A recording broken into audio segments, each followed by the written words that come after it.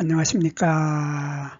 한눈에 알아보는 우리 나무라고 하는 나무도감 책을 집필한 박승철입니다. 오늘은 소나무과의 가문비나무, 요 가문비나무 중에서도 가문비나무 앞에 독일이라고 하는 말이 들어간 독일 가문비나무가 어떤 나무인지에 대해서 살펴보도록 하겠습니다. 이 독일 가문비는 우리나라의 가문비보다가도 오히려 독일 가문비가 우리 주변에 아주 더 많이, 더 흔하게 자라고 있습니다. 우리 주변에 아파트 단지에도 이 독일 가문비 아주 흔하게 심어져 있고, 또 공원에 가면은 가까운 공원이나 큰 공원에 가도 독일 가문비 없는 데가 없습니다. 독일 가문비는 아주 흔한 나무인데 우리가 그냥 이 나무가 소나무인지 잣나무인지 구별을 못할 뿐이지 독일 가문비는 아주 흔하게 자라고 있는 나무이면서 이 나무는 아주 쓸모가 많은 나무이기 때문에 오늘 독일 가문비가 어떤 쓸모를 가지고 있는지에 대해서도 살펴보도록 하겠습니다. 이 독일 가문비 나무, 이 독일 가문비 나무는 유럽이 원산지죠. 유럽이 원산지이기 때문에 이 독일 가문비는 유럽의 저 위쪽 노르웨이 끝에 북쪽 지방, 북극 가까운 곳에서도 살고 있습니다. 북극 가까운 곳에서도 살고 있고, 유럽의 독일이나 프랑스 같은 유럽의 중부지방, 그리고 유럽의 동부지방에 널리 분포되어서 유럽 사람들에게 아주 사랑을 많이 받고 있는 나무가 독일 가문비 나무입니다. 이 나무는 추위에 강하죠. 추위에 강하기 때문에 북쪽 노르웨이의 북쪽 끝, 그러니까 북극 근처에까지 자라고 있는 나무가 바로 독일 가문비입니다. 그래서 이 독일 가문비 나무는 추위에 강하고 노르웨이 쪽의 끝에까지도 북쪽 끝에 북극 근처에까지도 자란다고 해서 이 유럽에서는 이 나무를 독일 가문비 나무를 독일 가문비라고 하지 않고 노르웨이 가문비라고 부르고 있습니다. 노르웨이 가문비 나무라고 부르고 있는 이유가 추운 지방에 북극의 끝에까지도 자라기 때문이죠. 그래서 이 나무는 보면 키도 엄청 크고 나무의 모양도 이렇게 원뿔 모양을 하고 있는데 나무의 모양도 아주 우람하고 아름답고 품위가 있죠. 품위가 있고 아주 멋진 나무가 바로 이 독일 가문비 나무이기 때문에 유럽 사람들은 이 커다란 나무에다가 전깃줄을 연결해 가지고 크리스마스 트리를 만듭니다. 겨울이 되면 이 나무에다 크리스마스 트리를 만들어서 예수님의 탄생을 축복하는 나무가 바로 이 독일 가문비입니다. 그래서 이 독일 가문비 나무는 키를 보면은 키가 50m에서 60m까지 자랍니다. 그래서 키가 엄청 크죠. 키가 엄청 크게 높이 자란다. 그러면서 늘 푸른 상록수다. 그래서 추운 겨울에 북극 근처에까지도 북극 근처에서도 이 나무가 초록색을 잃지 않고 자라는 큰 키나무인데, 이 나무는 우리나라의 도입에 대해서 우리나라에 아주 흔한 나무가 바로 독일 가문비입니다. 그래서 이 독일 가문비는 우리나라의 아파트 단지에 이 독일 가문비 나무가 심어져 있지 않는 아파트 단지가 없다고 보는 게 맞습니다. 거의 모든 아파트 단지마다 독일 가문비 나무 심어져 있고, 공원마다 빠지지 않고 독일 가문비 나무 심어져 있고, 그리고 수목원 같은 데도 당연히 독일 가문비가 흔하게 많이 보이고 아주 우람하고 아름다운 나무가 독일 가문비 나무인데, 이 나무는 나무의 줄기의 껍질을 보면은 줄기의 껍질이 이렇게 거의 검은색에 가깝죠. 거의 검은색에 가깝고 줄기의 껍질이 이렇게 얇게 터져서 떨어집니다. 이렇게 얇게 터져서 떨어지게 되는데, 이 색깔이 검은색이 난다 해서 이 나무를 예전에는 검은 피 나무다. 껍질이 피죠. 우리 화투 칠 때 피를 껍질을 피라고 하는데 요 껍질 피를 써서 검은 피나무, 검은 피나무라고 부르던 것이 그것이 검은 피 하던 것이 검은 피가 가문비로 바뀌어서 가문비 나무가 됐는데 독일에서 왔다 해서 독일 가문비 나무이고 유럽에서는 이 독일에서만 자라지 않고 유럽 전역에 자라기 때문에 이것을 노르웨이 가문비라고 부르고 있습니다. 노르웨이 가문비 나무라고 부르는데 이 나무는 특히나 요 잎에 잎에 쓸모가 많습니다. 잎이 쓸모가 많은데 요 잎을 보면은 요 잎이 봄에 새순이 돋을 때 요 끝 부분에 요 새순이 돋을 때 요 잎에는 특히 여름에도 그렇지만은 여름에도 요 잎을 사용하지만은 봄에도 요 잎이 돋을 때 요 잎에는 비타민 C의 함량이 아주 많다고 합니다. 그래서 잎에 비타민 C를 함유하고 있기 때문에 요 잎을 따다가 봄에 따다가 요 잎으로 차를 끓여서 즐겨 마시는 것이 바로 독일 가문비 나무의 잎입니다. 그래서 요 잎으로 차를 끓여서 마시기도 하고 요 잎을 봄에 새순이 돋을 때는 잎이 아주 연하겠죠. 연하고 부들부들할 때는 그냥 새순을 따서 입에 넣고 꼭꼭 씹어서 그냥 먹기도 한다고 합니다. 아마 먹으면은 맛이 좋은지는 모르지만 향기는 좋죠. 향기는 좋고 요 나무의 잎의 향기도 좋을 뿐만 아니라 요 잎의 향기가 좋기 때문에 요 잎을 가지고 유럽 사람들은 우유의 저주로 만드는 치즈를 만들 때 그 치즈에 풍미를 더해주는 역할을 하기 위해서 요 잎을 바로 치즈에 넣는다고 합니다. 그래서 치즈의 향미를 돋궈주는 잎이 바로 요 독일 가문비 나무라고 합니다. 그래서 이 독일 가문비 나무는 우리나라의 가문비 나무에 비해서 가장 큰 특징이 여기 가지에 있습니다. 가지에 있어서 여기 줄기가 쭉 올라가는데 줄기가 마치 전봇대처럼 곧게 하늘로 치솟고 있죠. 하늘로 줄기가 이렇게 올라가는 요 줄기를 우리들은 원줄기라고 하고 원줄기에서 길게 옆으로 이렇게 퍼져서 땅과 수평이 되게 되는 요것을 우리들은 원가지라고 합니다. 그래서 원줄기가 있고 원가지가 있고 원가지에 달리는 곁가지가 있습니다.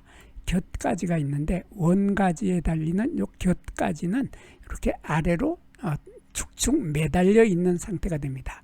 원가지에 매달려서 곁가지는 이렇게 매달려 있다. 그래서 축축 아래로 쳐져 있다 하는 특징을 가지고 있습니다. 이 나무는 조금 전에도 설명했듯이 북쪽에 북극 근처에까지 살고 있는 추위를 좋아하는 나무이기 때문에 추운 지방에서는 눈이 많이 내리겠죠.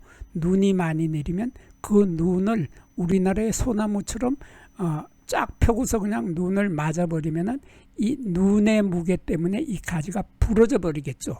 부러져 버리고 나무 전체가 손상을 입을 수도 있기 때문에 이 나무의 생존 능력의 하나로 곁가지를 이렇게 땅으로 늘어뜨려 놓고 있기 때문에 눈이 오더라도 눈이 잎에 쌓이지를 못하고 아래로 떨어져 버린다. 그런 생존 지혜를 가지고 있는 나무가 바로 독일 가문비 나무입니다. 그래서 이 모양도 우람하고 멋지고 아름다운 이 나무는 유럽 사람들의 아주 인기가 좋죠.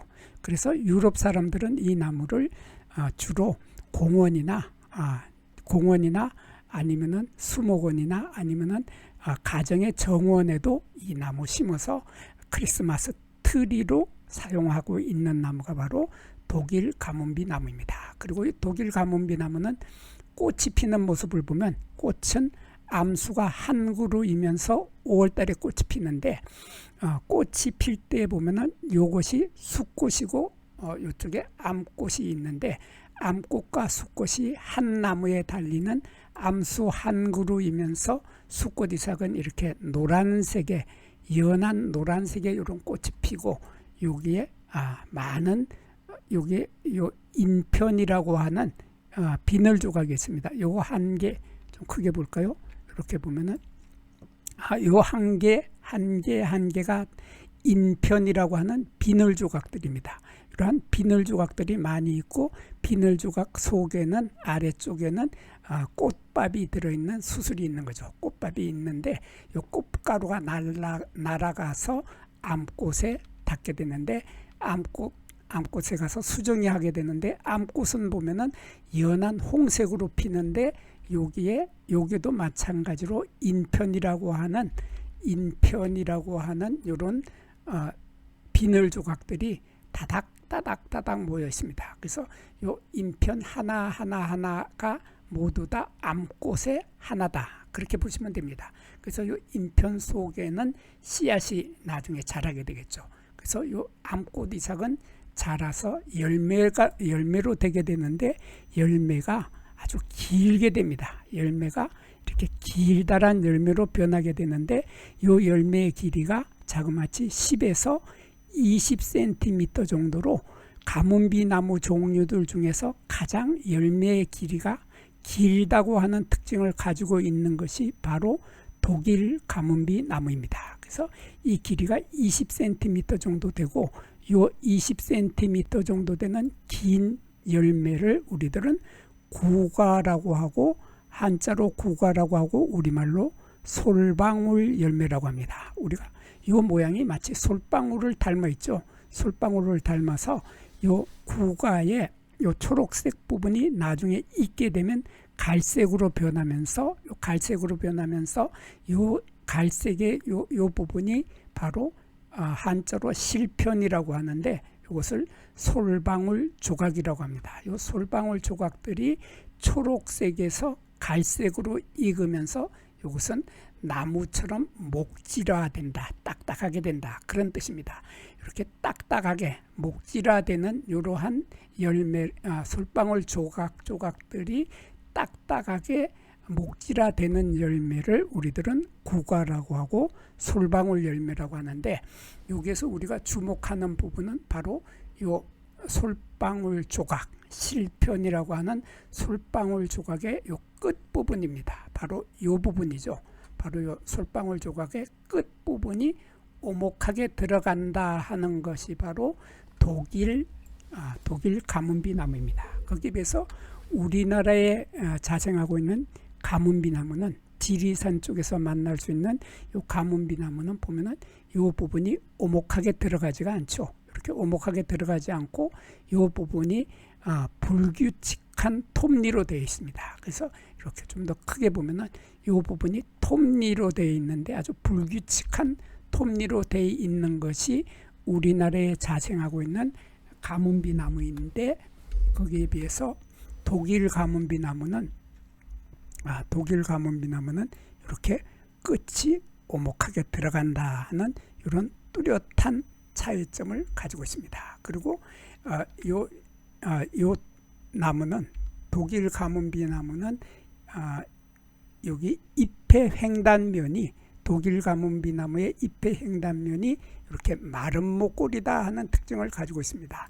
요 잎을 부분을 칼로 이렇게 잘라보면은 이런 모습이 나타나는데 이 모양이 이렇게 사각이 지는 거죠. 이렇게 4개의 각이 지는 마른 목골의 형태를 하고 있는 것이 바로 독일 가문비 나무인데 거기에 비해서 우리나라의 가문비 나무는 그 횡단면의 모양이 이렇게 둥그스름하죠. 둥그스름해서 볼록 렌즈 같은 모양을 하고 있다 하는 이런 차이점을 가지고 있습니다. 그래서 볼록 렌즈 모양을 하고 있으면 우리나라에 앞에 아무것도 붙지 않는 가문비 나무인데 독일 가문비 나무는 이게 마른 목골이다 하는 이런 차이점을 가지고 있고 또 두 나무는 씨앗에서 씨앗의 모습도 거의 같습니다.